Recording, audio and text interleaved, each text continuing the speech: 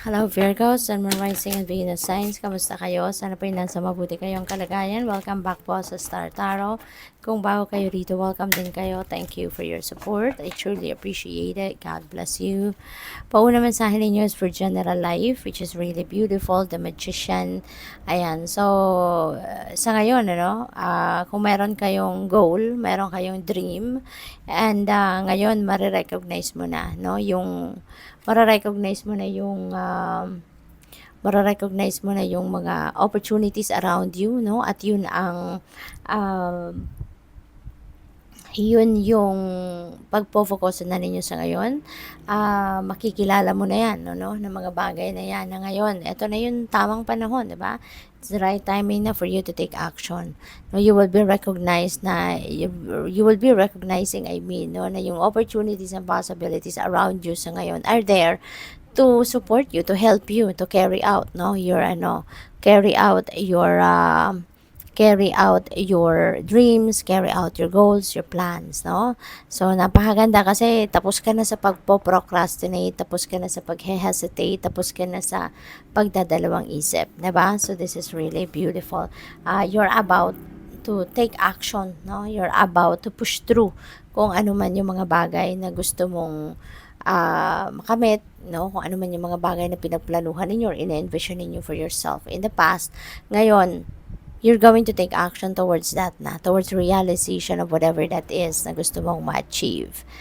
For money, career, and finances, we have strength. Ayan, so baka merong mga situations na medyo hindi paborable sa inyo sa ngayon pagdating sa inyong money, career, and finances, kaya kailangan mo lang natatagan ang inyong loob, tibayan mo lang ang kalooban mo, activate your inner strength and courage kasi kahit kaano mang kabigat, no, ang inyong problema pagdating sa inyong kaperahang aspeto, trabaho, karera, makakayanan at makakayanan ninyo yan. Okay? Always remember na walang problema na ibibigay sa inyo ang universe na hindi ninyo kayang i-handle.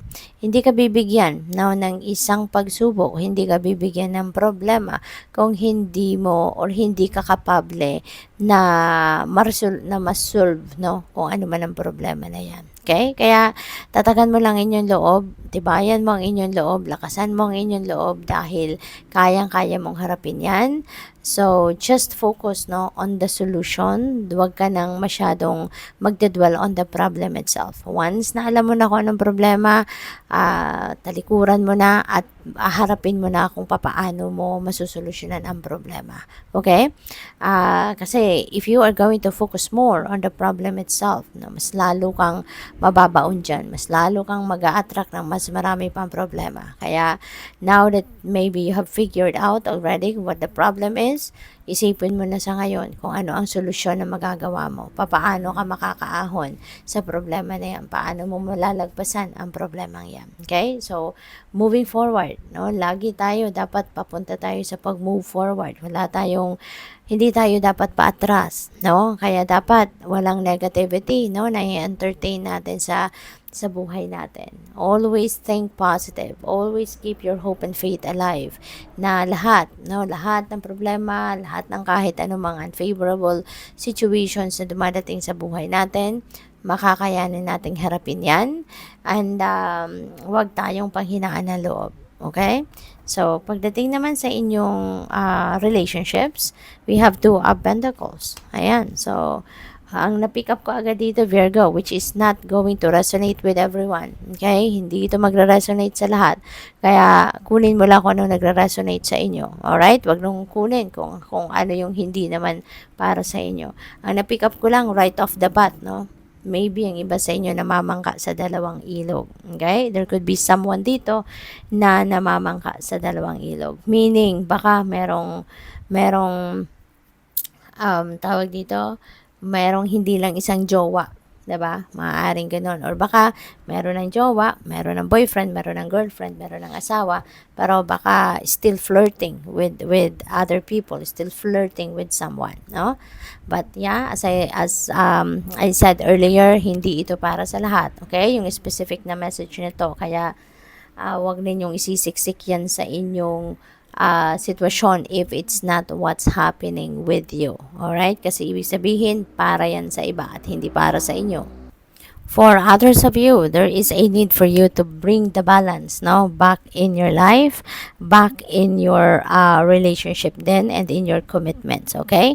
Kasi baka may mga areas, no, sa love life ninyo or sa relationship ninyo na napapabayaan nyo din, na hindi ninyo nabibigyan ng pansin. So, pwedeng ganon. Kaya, kung wala tayo sa balanse, no, problems will arise, problems will manifest, no, sa iba't ibang parte ng buhay ninyo. Kaya kailangan nating ibalanse, kailangan nating bigyan ng oras, panahon at atensyon ng all areas of our lives, okay? So pasensya na po, nag-brown out na naman, bumalik din uli. Nakakaloka talaga dito, panay brown out.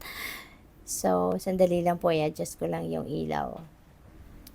So yun.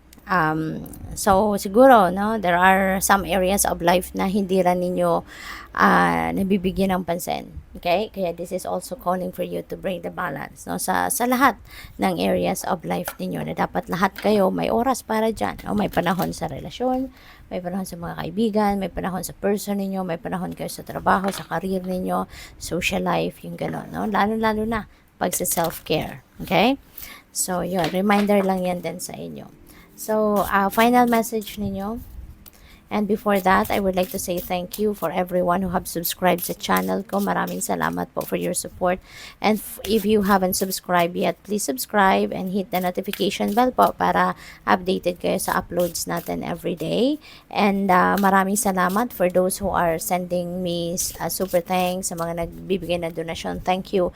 And sa mga hindi nag-skip ng ads po, maraming salamat sa inyong oras at suporta sa aking channel. God bless you more. Reconciliation. Yan. So, remember the source of love. A loving action is all you need to begin the process. Reach out with a simple first step. Napakaganda. This takes a lot of courage, no, for you to be able to reach out to the person na maaring nakagalit ninyo, nag-aaway kayo, nagkaroon kayo ng heated argument or whatsoever, no, na hindi kayo nagkaintindihan. So, maybe kayo ngayon yung mag-step up as the bigger person. Kayo ngayon yung magpapaka-humble at kayo ngayon yung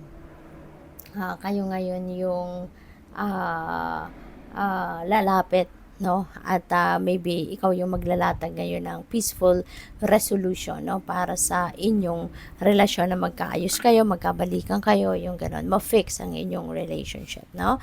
So probably kayo yung gagawa ng initiative, no, para magkabati kayo. Kaya good luck sa'yo. Thank you for watching. Love and light. Namaste.